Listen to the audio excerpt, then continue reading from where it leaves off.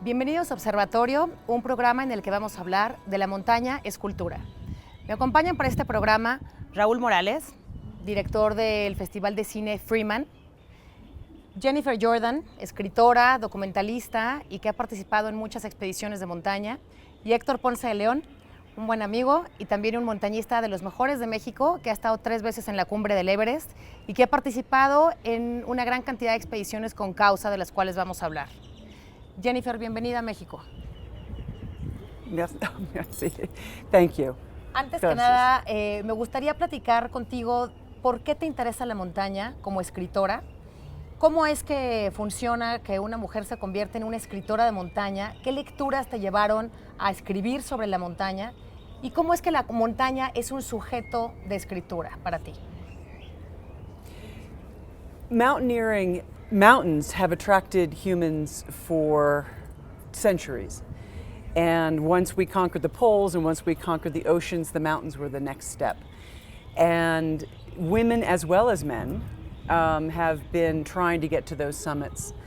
And when I, as a journalist, as a writer, found the story of the women of K2, I was astounded that, first of all, only 5 women had climbed the second highest mountain in the world as late as 2004, and all of them were dead. And I, as a journalist, said, how could this be? I need to understand this. And I started Googling and realized that nobody had paid any attention. And in fact, when the book was published, when Savage Summit was published, I was approached by another mountain writer who said, Jennifer, how did you find this story? And I said, David, I didn't find it, you ignored it. So it's been a very interesting process for me. I'm much more of a writer than I am a climber. I'm a hiker, I'm a strong hiker, but I'm not an alpinist. I'm not a high altitude climber. And it's been challenging as a woman to be in this very male-dominated field. Definitivamente, como bien lo dice Jennifer, que es autora de este libro, El último hombre en la montaña, que habla de la muerte, que es un tema persistente en el tema de la montaña, y es autora también del libro La Cumbre Salvaje, para referirse así a la cumbre del K2, uno de los volcanes o de las montañas en el mundo que más cobra vidas con los ascensos que se interrumpen justamente por las muertes. ¿Cómo crees que funciona que hay un prejuicio de género en la montaña? ¿Cómo se genera la idea de que hay un género que predomina sobre otro en la montaña? ¿Y cómo es que se hizo alrededor de la montaña la idea o el mito de que es un terreno varonil, es un terreno donde los hombres pueden acceder, pero que las mujeres no? ¿Qué encontraste con tus investigaciones? ¿Qué encontraste con tu libro? Y tú, como mujer que has estado ahí, ¿a qué te lleva esta reflexión? Women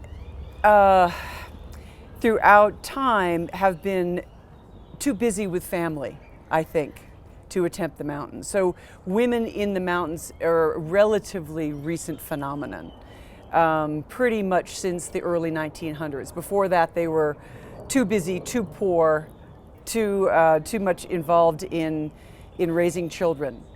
But once the upper classes started to go, women started to go with them.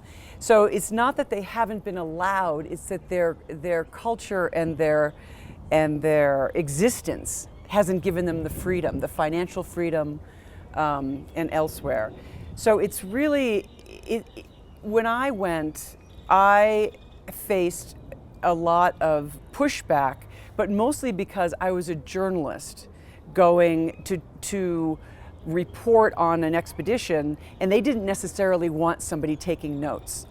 I have found that there's a lot of bad behavior on expedition. It's kind of like the wild, wild west when people go off. They leave their families at home and they're on these expeditions, and they didn't necessarily want a journalist taking notes. So I had a lot of pushback, and also I was there not to climb the mountain, but to write a book and to do a lot of research. And so it was a very difficult, the first expedition was very difficult. The second expedition, when my husband and I went back with Hector, was a wonderful trip because we went with friends. So it made all the difference in the world. Este es un tema en el que vamos a continuar platicando con Héctor Ponce de León. Héctor, me gustaría mucho que nos platiques la montaña, como tú mismo lo dices en tus conferencias, y aprovecho para anunciar que tenemos una muy buena en Descarga Cultura aquí en la UNAM. La montaña y los volcanes son un hecho geológico, son un hecho geográfico, pero también son fenómenos culturales. Es un fenómeno en el que culturalmente hemos cargado de significados a las montañas, hemos cargado en un terreno de la espiritualidad. A mí me sorprende mucho cuando he tenido la oportunidad de estar por allá arriba, de ver la cantidad de cruces, referentes de muertes, de deseos que están depositados en la montaña, siempre como un terreno de revelación, de renovación, de renacimiento. Está también una construcción cultural muy interesante en el arte, en el cine, especialmente en la plástica, en la pintura, en la fotografía. Sin duda ahora que vamos a hablar un poco de eso para hablar de festivales de montaña. Creo que la montaña encierra como una especie de misterio de qué ocurre en esos lugares tan remotos, tan alejados. Y sin duda hay un reto que la humanidad ha tomado, y me gustaría que nos platiques de estas referencias que le han hecho a los grandes montañistas cuando les preguntan ¿y por qué subes la montaña? O sea, ¿por qué los humanos cruzan océanos? ¿Por qué hemos apostado por hacer cosas tan ajenas a nuestra cotidianidad como subir una montaña?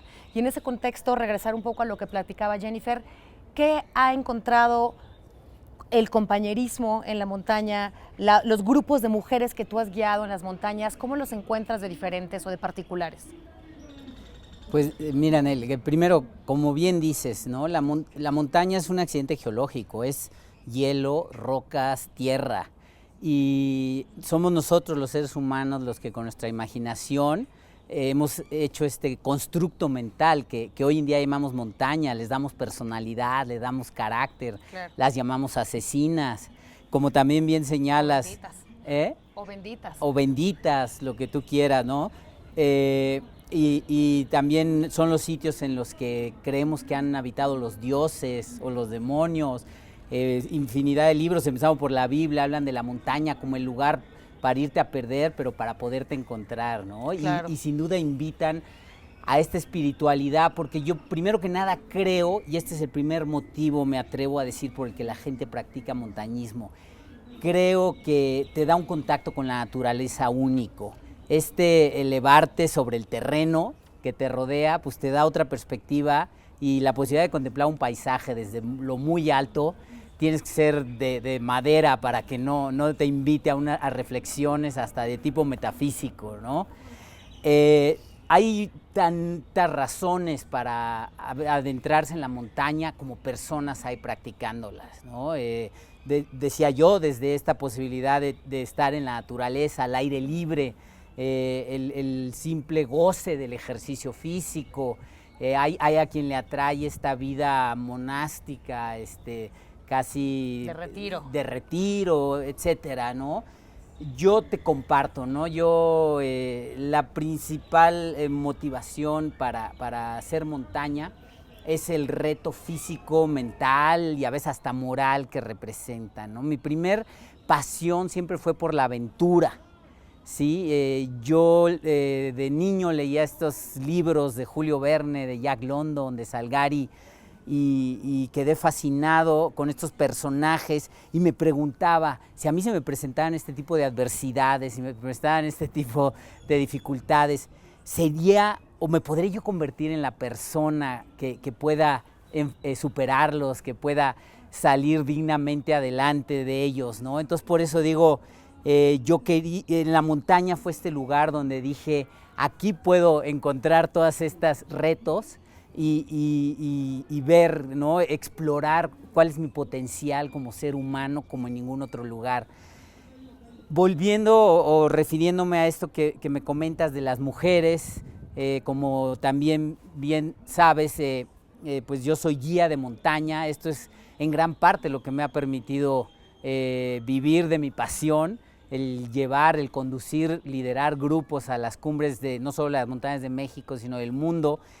Y he tenido aquí o encontrado de alguna manera un nicho muy, muy especial, que es el de las mujeres. Tú misma has participado en ascensos de solo mujeres que hasta incluso prohibieron a sus parejas venir, hay que decirlo. Sí. Y te digo, también me ha dado creo, una perspectiva diferente en cuanto a este tema de género, de las mujeres practicando un deporte considerado de riesgo, aunque tal vez hoy en día ya tengamos otra idea de lo que es el montañismo, ya no le llamamos un deporte extremo, pero sí hay esta idea de que hoy en día de que la mujer no pertenece aquí, ¿no? Es un deporte rudo, es un deporte como digo, que involucra cierto peligro, y curiosamente mi experiencia,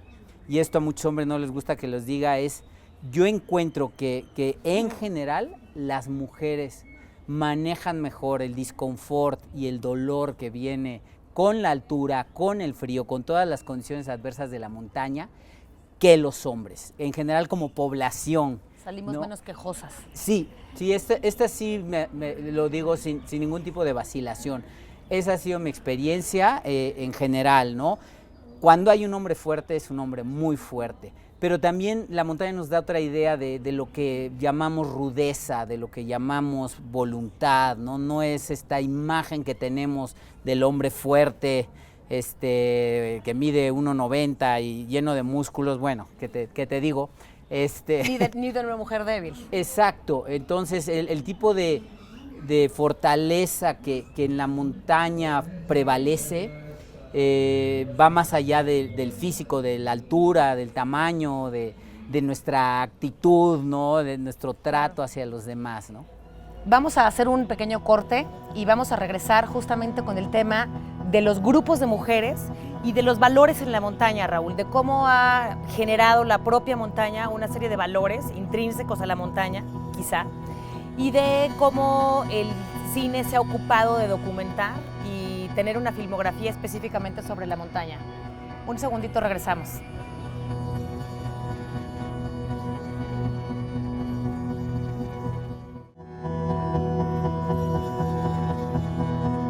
Ya estamos de regreso en Observatorio para hablar de la montaña también es cultura. Vamos a continuar con una pregunta que nos interesa desde Cultura UNAM, para hablar, Raúl, de cómo es que podríamos, si es que hablamos, como nos platicó Jennifer, de que hay un tema, una especie de género de literatura en aventura y una serie de bibliografía que enriquece a los deportistas y al público en general en la literatura de aventura, ¿cómo es que el cine se ha convertido en un tema especialmente del documental, pero también del cine de ficción? ¿Y a qué nos llevan los festivales de cine de montaña? Platícanos de esto. Claro, gracias, Anel. Es un tema bien interesante que, como comentaba Héctor, la montaña siempre ha traído la imaginación, la espiritualidad, la emotividad de la humanidad desde muy temprano en la civilización, y actualmente se ha desarrollado a niveles en los que en el mundo hay todo un circuito de festivales que reúnen expresiones artísticas. El cine es tal vez en este momento la más destacada, pero por supuesto hay expresiones fotográficas, literatura, etcétera. Hay festivales muy importantes en el mundo que reúnen a miles de personas cada año para celebrar la cultura de montaña. Y esto es importante puntualizar, que la cultura de montaña no solo implica el aspecto deportivo. Lo que reúnen estos festivales no es únicamente el más rápido o el más fuerte, el que llegó más lejos, hay mucho más. Y particularmente se trata de la inspiración que genera en el ser humano el trascenderse a sí mismo, en este caso a través de la montaña, pero también en su propia vida. Entonces, estos festivales que hay en el mundo, existe el Festival Banff en Alberta, Canadá, el Kendall Mountain Festival en el Reino Unido, en Chamonix hay otro festival, Trento, Ushuaia, en fin, hay una serie de festivales en el mundo. Mendy Bilbao, por ejemplo, Jennifer estuvo en diciembre en Bilbao presentando sus más recientes documentales. Han sido un motor social para estimular el desarrollo de la cultura local, en el sentido de que el montañismo por sí mismo invita a incorporar valores muy particulares a la vida, cosas como no dejar huella a donde vas, dejas todos los lugares a los que asistes mejor de como los encontraste. Eso lo aprendes en el cerro. O sea, una responsabilidad ecológica, de respeto ecologista. Ecologista, pero una vez que lo aprendes en la montaña, lo terminas aplicando en donde sea. Entonces, se vuelve en un valor social, que también se refleja en el aspecto comunitario. Si ves a alguien con sed en la montaña, le das agua. Ya no te haces esas preguntas que a veces nos encontramos cuando caminamos en las ciudades, de, ¿ayudo a esta persona? No, yo mejor me lo quedo, ¿no? Se genera un espíritu comunitario muy valioso y que en otras partes del mundo, en estos festivales, es muy evidente. Cuando se asiste y en la calle sabes que es montañista, sientes una hermandad muy, muy fuerte. Claro, como esto que nos pasa cuando vas en algún sendero en la montaña y te encuentras a alguien más y siempre hay un buen deseo de alguien que te dice, buen camino. Exacto. Esta frase que casi nunca escuchas en otros lados y Exacto. que en la montaña es tan frecuente. Exacto. Revisando un poco los contenidos del Festival Freeman, encuentro que muchos de esos documentales que presentan se refieren a ascensos con causa. Y en ese sentido me gustaría que nos platicaran un poco de cómo es que la montaña ha generado, Héctor, estas expediciones con una causa específica y cómo es que a veces la montaña te da, a ti en específico, a Jennifer, les ha dado la oportunidad de construir proyectos con una causa social y de responsabilidad social, pero a través del alpinismo. ¿Cómo encuentras estas dos? ¿Cómo encuentras este callejón? Yo, en mi caso, yo descubrí los ascensos con causa trabajando como guía para una compañía canadiense que me contrató para llevar a un grupo primero de mujeres sobrevivientes de cáncer de mama, posteriormente un grupo de soldados canadienses que habían sido heridos en Afganistán. Y para mí la experiencia fue transformadora a muchos niveles. Primero, pues me reafirmó este poder que tiene la montaña para ayudarle a la gente a redescubrirse, para ayudarle a la gente a revalorarse. Y en el caso de las mujeres sobrevivientes de cáncer de mama y de los soldados, gente que habían vivido experiencias traumáticas, ¿sí? Volver a creer que tienen la fuerza, que tienen el valor para enfrentar un desafío como subir la montaña, pero también volver a enfrentar la vida, ¿no? Porque es gente, pues obviamente que sale ya muy, muy reticente de qué le va a deparar el destino, ¿no? Yo inmediatamente que vi la montaña como esta terapia, te digo, como esta herramienta para ayudar a la gente a resignificar la experiencia, dije, yo quiero aplicar esto en México. En México yo lo he hecho con mujeres también sobrevivientes de cáncer de mama, con ciegos, con gente con alguna discapacidad, ¿no? Y más allá también de que los participantes puedan, como digo, vivir la experiencia de la montaña y obtener todos estos beneficios que acabo de mencionar, también es un foro excelente para dar a conocer diversas causas. Y esto es un tipo de ascenso en el que yo me he especializado últimamente, o mi empresa, en la que, por ejemplo, en 3 meses vamos a ascender la montaña más alta de África, el Kilimanjaro, con una fundación que se llama Niños en Alegría, que construye escuelas en zonas remotas del estado de Guerrero, ¿no? Entonces, la gente que participa en la expedición, obviamente no son los niños, pero es gente que también se propone recaudar fondos para la causa. Con nuestro ascenso siempre va implícito este tema de filmarlo para dar a conocer una situación social, ¿no? Entonces, esto es magnífico, este tema de cómo se conecta la montaña y nos da esta posibilidad de dar a conocer la causa, recaudar fondos y ayudar a otras personas, nuestro esfuerzo individual. Claro, y me quedo pensando también en, además de la causa a la que se destina el esfuerzo, digamos, de los montañistas, ¿cómo es que han encontrado ustedes cuando viajan a las montañas remotas? Porque todos sabemos que las montañas favoritas de los montañistas son los 8000, los famosos 8000, que no se encuentran más que en Asia. Así es. Cuando ustedes tienen que viajar a Asia, Jennifer, y cuando tienen que encontrarse con una cultura oriental, con un montón de prácticas distintas a su cotidianidad, en tu caso como norteamericana, ¿qué has encontrado? ¿Cuáles son las riquezas culturales a las que te ha llevado o las preocupaciones culturales que te han ocupado, específicamente hablando de tu nuevo documental que se presenta justamente en el marco de Freeman? Mm-hmm.